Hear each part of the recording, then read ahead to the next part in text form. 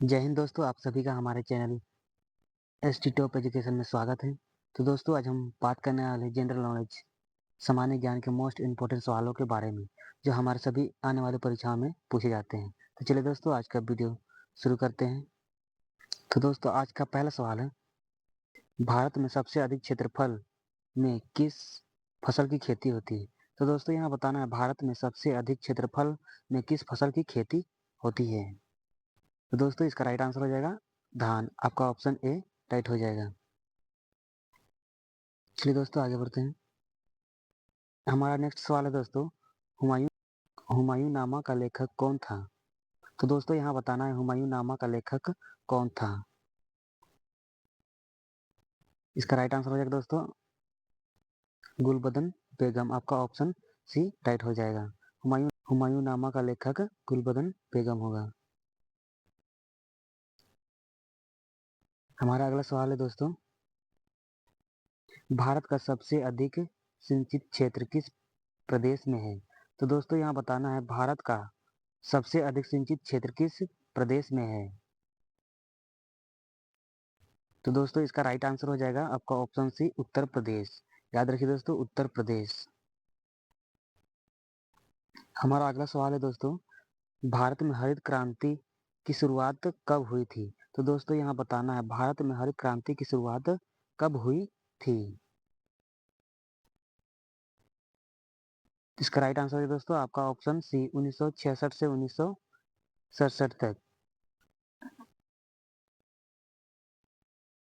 हमारा अगला सवाल है दोस्तों, भारत सरकार को कानूनी विषयों पर परामर्श कौन देता है? तो दोस्तों, यहाँ बताना है, भारत सरकार को कानूनी विषय पर परामर्श कौन देता है? इसका राइट आंसर हो जाएगा दोस्तों आपका ऑप्शन ए महान्यायवादी। याद रखिए दोस्तों, भारत सरकार को कानूनी विषयों पर परामर्श कौन देता है? महान्यायवादी। चलिए दोस्तों, आगे बढ़ते हैं।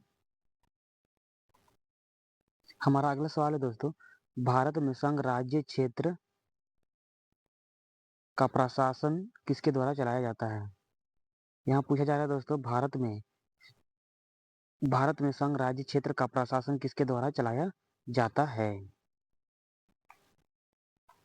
तो इसका राइट आंसर हो जाएगा दोस्तों आपका ऑप्शन ए राष्ट्रपति द्वारा।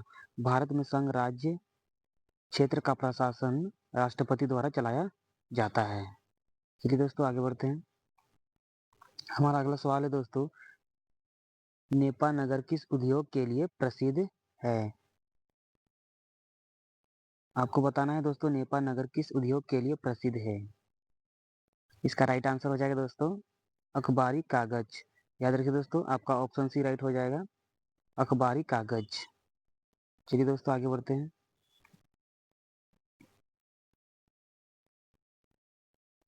कुतुब मीनार का निर्माण किसने शुरू किया था? तो दोस्तों, यह बहुत ही इम्पोर्टेंट सवाल है, यह परीक्षा में बार बार पूछा जाता है। कुतुब मीनार का निर्माण किसने शुरू किया था? इसका राइट आंसर हो जाएगा दोस्तों आपका ऑप्शन ए कुतुबुद्दीन ऐबक। याद रखिए दोस्तों, कुतुबुद्दीन ऐबक ने कुतुब मीनार का निर्माण शुरू किया था। चलिए दोस्तों, आगे बढ़ते हैं। तो दोस्तों, यह भी वेरी वेरी इंपॉर्टेंट सवाल है, जो हमारे सभी परीक्षाओं में पूछे जाते हैं। हजारों झीलों की भूमि किस देश को कहते हैं? तो दोस्तों, यहाँ पूछा जा रहा है हजारों झीलों की भूमि किस देश को कहते हैं? तो इसका राइट आंसर हो जाएगा दोस्तों आपका ऑप्शन ए फिनलैंड। याद रखिए दोस्तों, हजारों झीलों की भूमि फिनलैंड को कहते हैं। आपका ऑप्शन ए राइट हो जाएगा दोस्तों।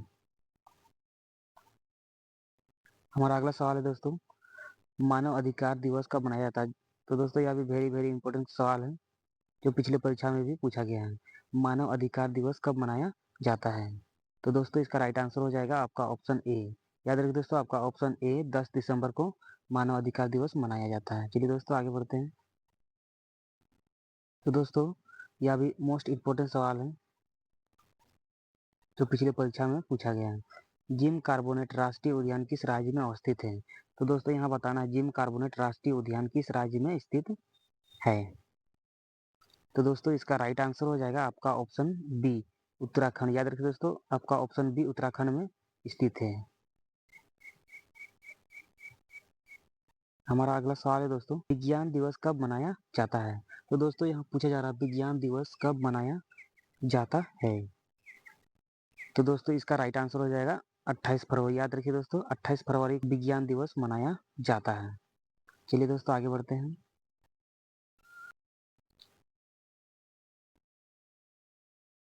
हमारा अगला सवाल है दोस्तों, भारत के किस राज्य में निर्धनता दर सबसे अधिक है? तो दोस्तों यहाँ बताना है भारत के किस राज्य में निर्धनता दर सबसे अधिक है। तो दोस्तों इसका राइट आंसर हो जाएगा आपका ऑप्शन डी राइट हो जाएगा, उड़ीसा। हमारा अगला सवाल है दोस्तों, शिव समुद्रम पनबिजली परियोजना किस नदी पर स्थित है? तो दोस्तों यहाँ बताना है शिव समुद्रम पनबिजली योजना किस नदी पर स्थित है। तो दोस्तों इसका राइट आंसर हो जाएगा आपका ऑप्शन सी राइट हो जाएगा, कावेरी नदी पर। आपका ऑप्शन सी राइट हो जाएगा दोस्तों, कावेरी नदी। चलिए दोस्तों आगे बढ़ते हैं। हमारा नेक्स्ट सवाल है दोस्तों, गोबर गैस में मुख्य रूप से कौन सी गैस पाई जाती है? तो दोस्तों यहाँ बताना है गोबर गैस में मुख्य रूप से कौन सी गैस पाई जाती है। तो दोस्तों इसका राइट आंसर हो जाएगा आपका ऑप्शन डी राइट हो जाएगा, मीथेन गैस। आपका ऑप्शन डी राइट हो जाएगा दोस्तों, मीथेन गैस।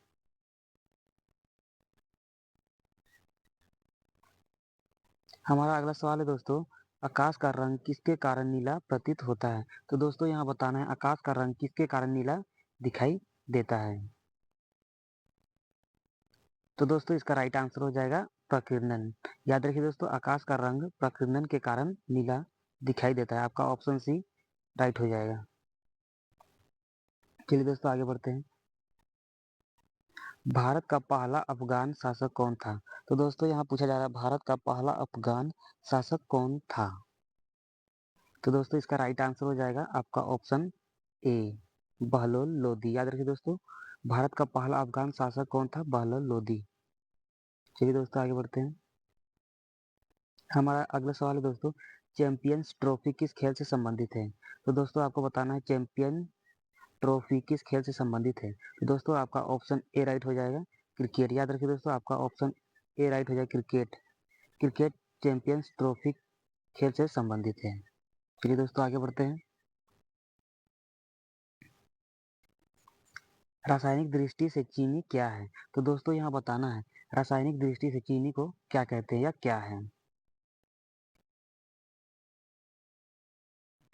तो दोस्तों इसका राइट आंसर हो जाएगा सुक्रोज। याद रखिए दोस्तों, रासायनिक दृष्टि से चीनी को सुक्रोज कहते हैं। आपका ऑप्शन डी राइट हो जाएगा। चलिए दोस्तों आगे बढ़ते हैं। हमारा अगला सवाल है दोस्तों, भारत में सहकारिता आंदोलन का प्रारंभ कब हुआ था? तो दोस्तों यहाँ बताना है सहकारिता आंदोलन का प्रारंभ भारत में कब हुआ था। तो दोस्तों इसका राइट आंसर हो जाएगा आपका ऑप्शन डी। याद रखिए दोस्तों, वर्ष 1904 में सहकारिता आंदोलन का प्रारंभ हुआ था। आपका ऑप्शन डी राइट हो जाएगा दोस्तों। हमारा अगला सवाल है, पहले भारतीय ट्रेन किस स्थान से शुरू की गई थी? तो दोस्तों यहाँ बताना है पहले भारतीय ट्रेन किस स्थान से शुरू की गई थी। तो दोस्तों इसका राइट आंसर हो जाएगा आपका ऑप्शन ए मुंबई से ठाणे। याद रखिए दोस्तों, मुंबई से ठाणे। आपका राइट आंसर ए हो जाएगा दोस्तों। हमारा अगला सवाल है दोस्तों,